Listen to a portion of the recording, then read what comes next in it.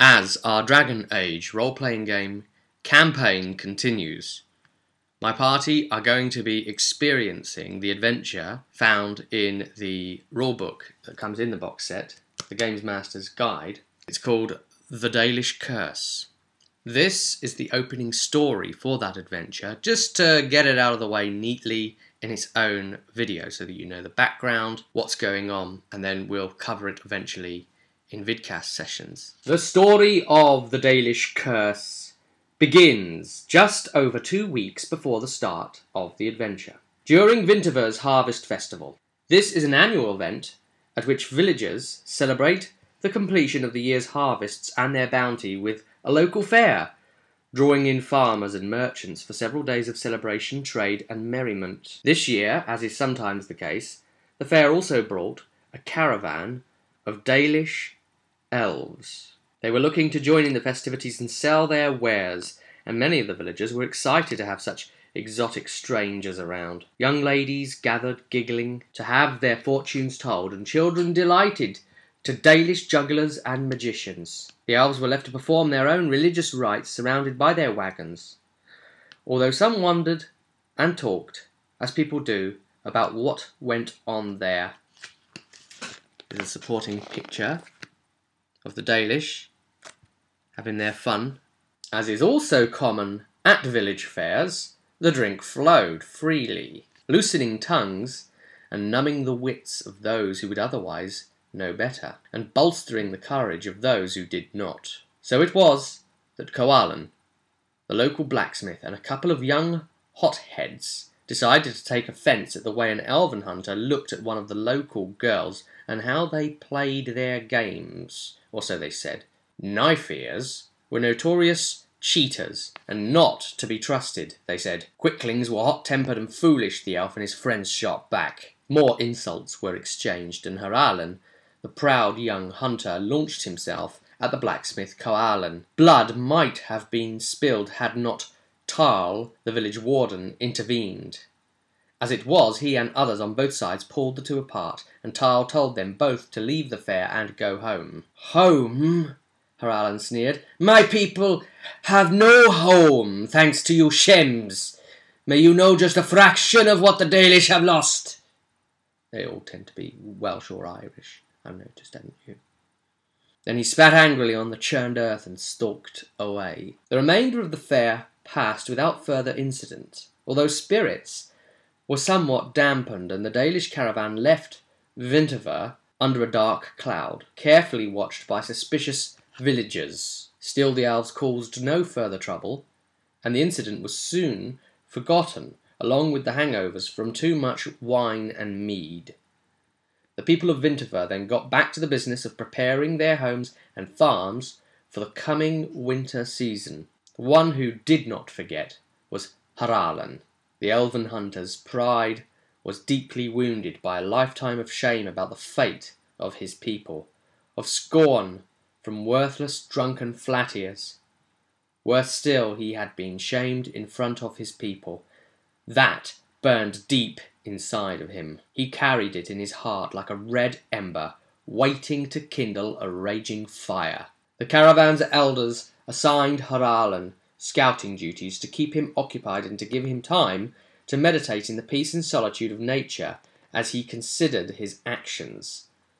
So it was in the Brazilian forest, where human villagers feared to tread, that the hunter came across a very old track. He followed it and found some stone markers, overgrown with mosses and leafy vines, cracked paving stones, beneath the dead leaves and fallen needles.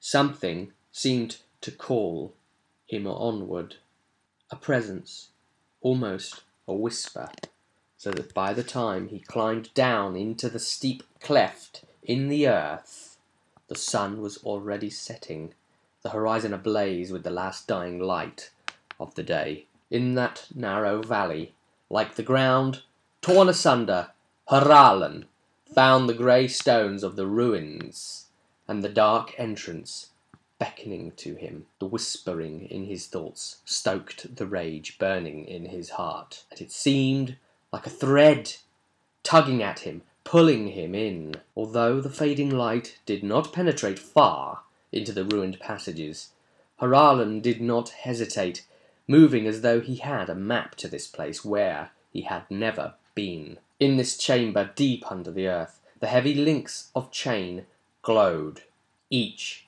as large as a man's hand. Most of them were forged of dark iron, untouched by rust or decay, but one was made of purest silver. The ends of the chain were linked, forming an endless circle within the runes etched into the stone floor around it. The link.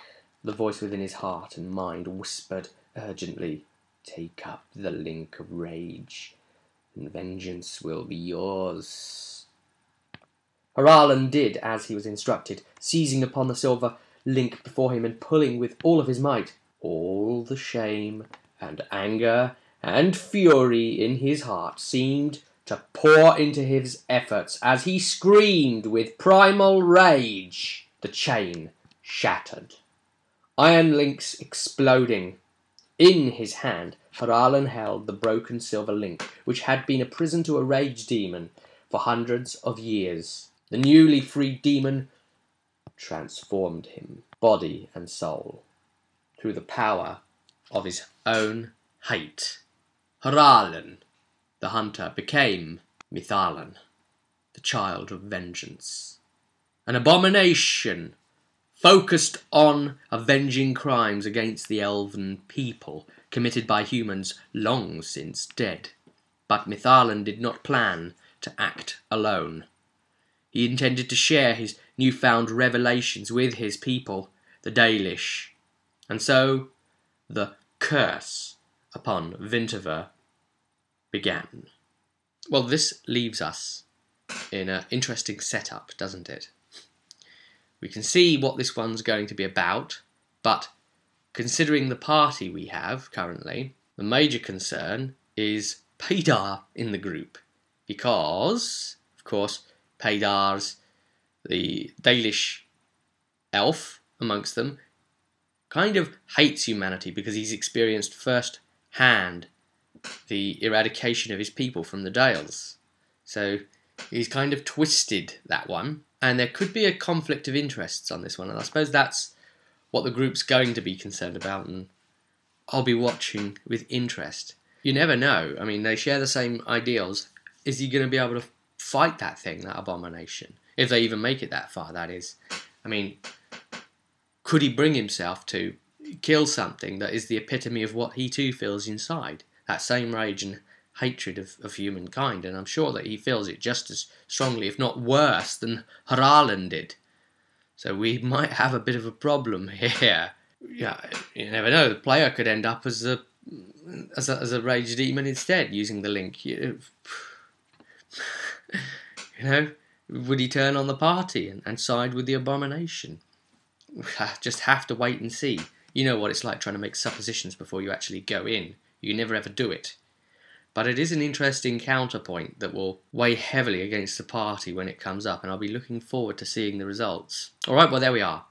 I'll leave it there. We're all pre-set up for it to come. I hope you've enjoyed yourselves, and I'll see you at the next video.